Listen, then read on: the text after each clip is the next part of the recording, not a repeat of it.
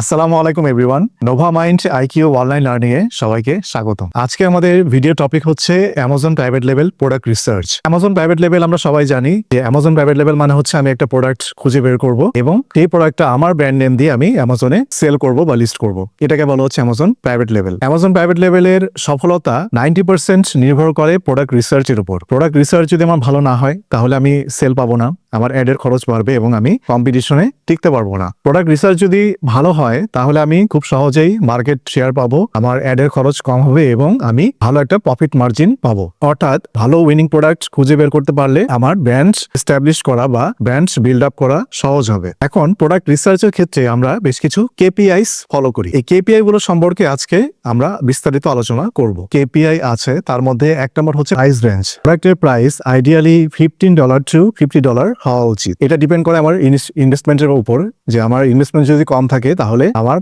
Low price রেঞ্জের product আমরা খুঁজে বের করবো। আর যদি ইনভেস্টমেন্ট একটু বেশি থাকে তাহলে আমরা একটু হাই প্রাইস রেঞ্জের দিকে যাব, যেটা কস্ট অফ গুডস একটু বেশি, যেন আমি সেলিং প্রাইসটা বেশি পাই, আমি যেন একটু হাই প্রাইসে প্রোডাক্টটা সেল করতে পারি। এরপর হচ্ছে আমার লো কম্পিটিশন। লো কম্পিটিশন আমি কিভাবে আইডেন্টিফাই করব? আমি যদি দেখি যে টপ যারা সেলার আছে, এই টপ সেলারদের রিভিউ আন্ডার 1000, মানে হচ্ছে 1000-এর নিচে যদি রিভিউ থাকে তাহলে আমি বুঝতে পারবো যে এই প্রোডাক্টটা মিড লেভেল কম্পিটিশন, এটা বেশি হাই লেভেল কম্পিটিশন না। একদম বেশি লো লেভেল কম্পিটিশনও যাবো না, আবার বেশি হাই লেভেল কম্পিটিশনও যাবো না, আমরা মিড লেভেল কম্পিটিশন খুঁজবো।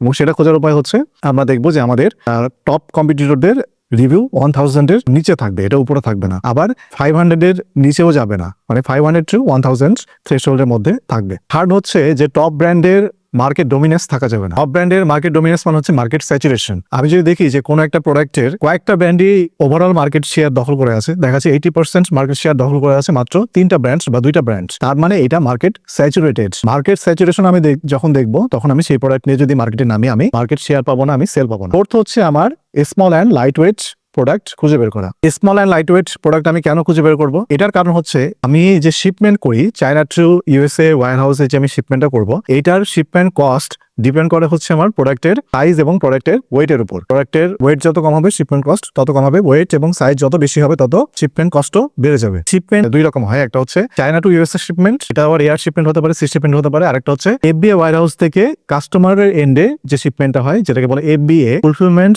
By Amazon. এই শিপমেন্ট ফুলফিলমেন্ট বাই অ্যামাজন, এই শিপমেন্টের কস্টও ডিপেন্ড করে হচ্ছে প্রোডাক্টের ওয়েট এবং ডাইমেনশনের উপরে। তার মানে আমি যদি যত small and light weight product পাবো, খুঁজে বের করতে পারবো, তত আমার শিপিং কস্ট কম হবে, তত আমার প্রফিট মার্জিনটা বেশি থাকবে। তো এগুলো কিছু ক্রাইটেরিয়ার পাশাপাশি আরো কিছু ক্রাইটেরিয়া আছে, যেমন সিজনালিটি চেক, প্রোডাক্টটা সিজনাল কিনা। যদি কোনো একটা প্রোডাক্ট স্পেসিফিক সিজনে সেল হয়, যেমন for summer, for winter, for spring, specific seasonal item যদি হয়, তাহলে সেই সিজন ছাড়া আমরা ওই প্রোডাক্টের অন্য সময় কোনো সেল পাবো না। প্রাইভেট লেভেল করার ক্ষেত্রে প্রথম যে জিনিসটা সেটা হচ্ছে আমার ভালো মতো প্রোডাক্ট রিসার্চ শেখা। যদি আমি প্রাইভেট লেভেলে সিরিয়াস হই বা আপনারা যদি প্রাইভেট লেভেল বিজনেস করতে চান, সিরিয়াস হন, প্রথম কাজই হচ্ছে আপনাদেরকে ভালো প্রোডাক্ট রিসার্চ শিখতে হবে। প্রোডাক্ট রিসার্চ করার জন্য কিছু জনপ্রিয় টুলস আছে, যেমন Helium 10, জাঙ্গল স্কাউট।